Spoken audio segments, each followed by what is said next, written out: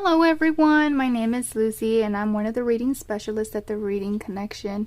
In my previous poetry videos, we have talked about parts of a poem, elements of poetry, characteristics of poems, imagery and visualization, sound devices, figurative language, forms of poetry, and today we're actually going to examine a topic of literal versus non-literal language, which is seen a lot in poems.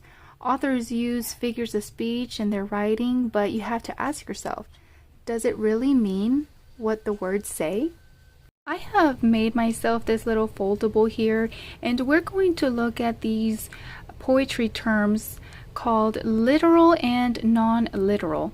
I am using this foldable here to help us better understand what these two terms mean and when they are actually used in poetry. I also have here these two pockets that I kind of glued down, and they're actually going, what we're going to do is place these pieces of paper that I have here.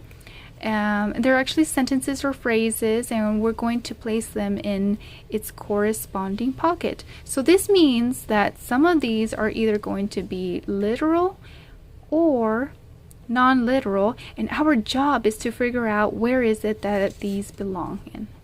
Before placing our pieces of papers into each pocket, we're actually going to be looking at the two terms that I have here in front of us. The very first term is called literal, and this is the words mean what they say. So basically, it is exactly what it says, and that is exactly what you mean. Okay, and if we go over to this one over here, this one is called non-literal. Okay, and this one is the words mean something other than what they say. Okay, so for this one is they do mean what they say, and this one actually means something other than what they say.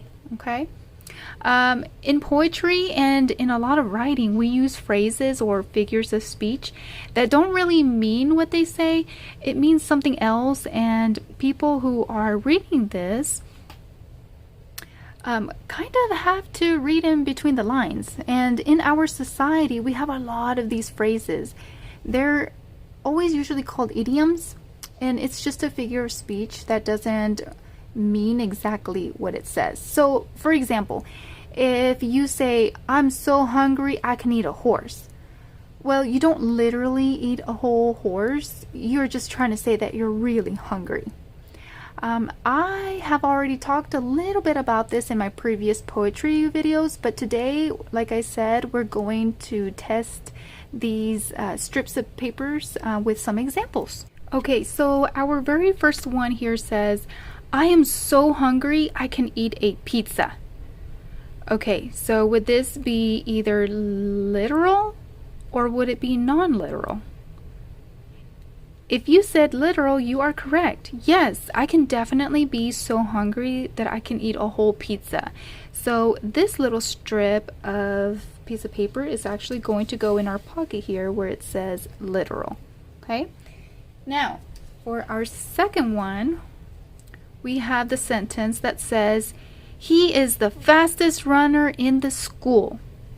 Okay, so again, our choices are either literal or non-literal.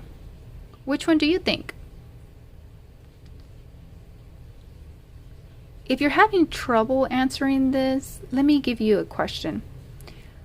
Could he be the fastest person in a school? Yes, well, somebody has to be the fastest one in the school, right? So this is literally somebody that can be the fastest runner in your school. So this sentence would be literal. So we're going to place it on our literal pocket.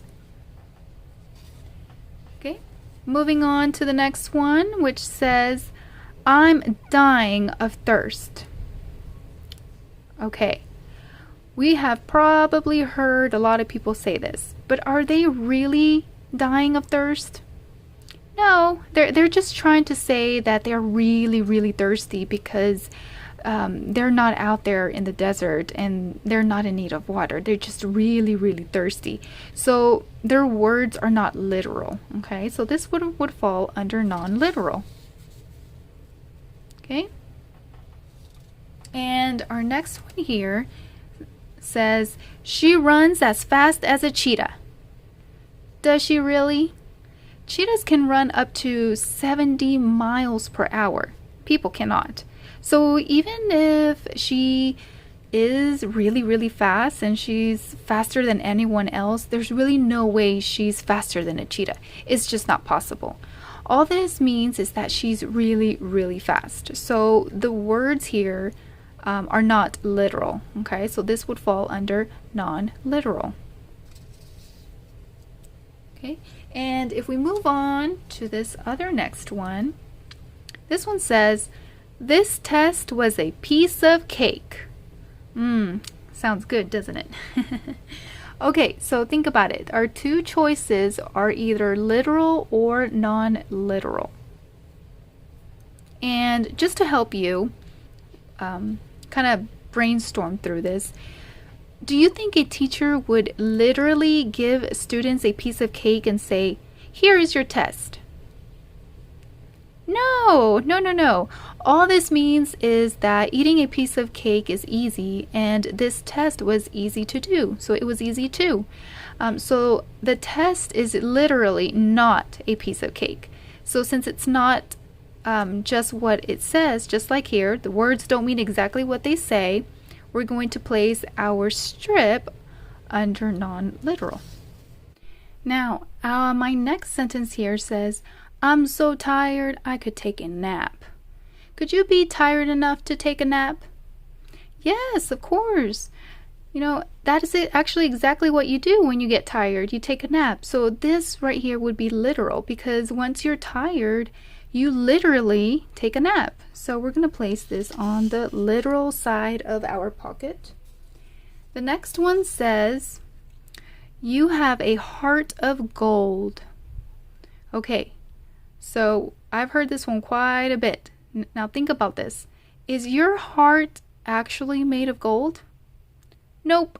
It's just a muscle. It's actually pumping blood to the rest of your body. It's not made out of gold, because that would not work. All this means is that you are a kind and giving person. So these words, or this one sentence, is not literal. It's non-literal, because this is not true. Okay, you do not have a heart made out of gold. So we're going to place it under non-literal. Next one we have is the sentence that says, the loud music is hurting my ears. Okay, if you have loud music on and it was too loud, it can definitely hurt your ears. So this one's literal, because in actuality, it can happen. Okay, so this is literal. We're going to place it on this side. And this one says, I'm so hungry I could eat a cow. Okay, so this one sounds very similar to the example that I had given earlier about I'm so hungry I can eat a horse. Okay, so for this one, can you physically eat a whole cow? No, it just means that you are so hungry, just like the previous example. The only difference is that we changed this last word. Instead of the word horse, we have cow.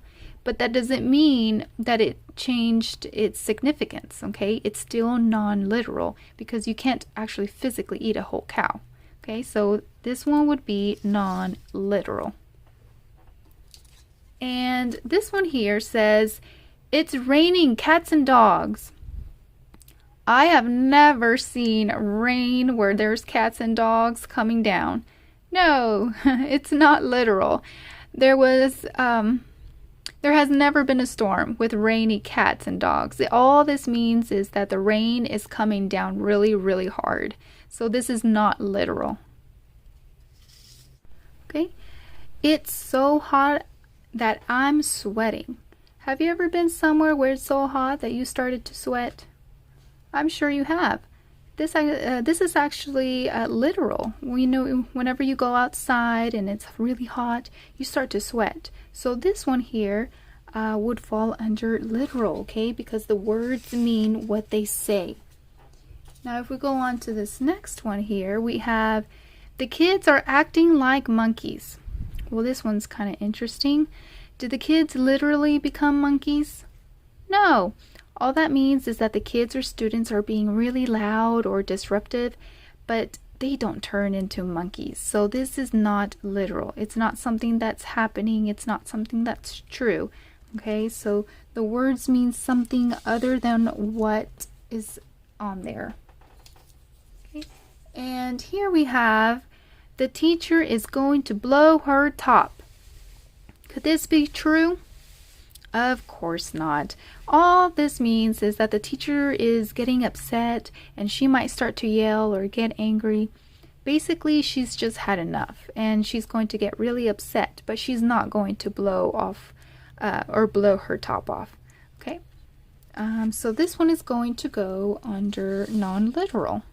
Okay. Next up, we have I need a jacket because it's cold outside. Now, could this be true? I hope you said yes, because when it's cold outside, you do need a jacket to warm up. This is literal because that is literally what you do when it's cold outside or whenever you're cold. You have the need to get a jacket so that you can warm yourself up. So we're going to place this one under our literal pocket here. And the very last sentence or phrase that I have is, I think you are pulling my leg. Okay, I'm not sure if you've heard this one before, but I have never had anybody grab my leg and start pulling on it.